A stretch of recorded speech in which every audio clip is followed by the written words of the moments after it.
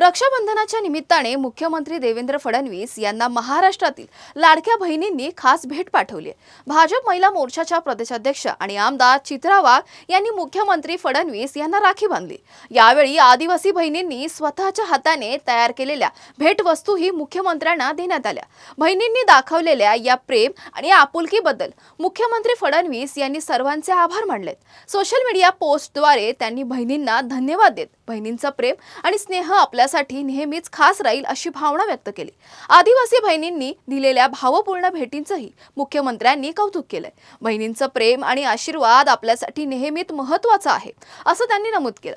रक्षाबंधनाच्या निमित्ताने राखी, भेटवस्तू आणि स्नेहाच्या माध्यमातून मुख्यमंत्री फडणवीस आणि महाराष्ट्रातील बहिणींमधील आपुलकीचं नातं अधोरेखित झालं आहे।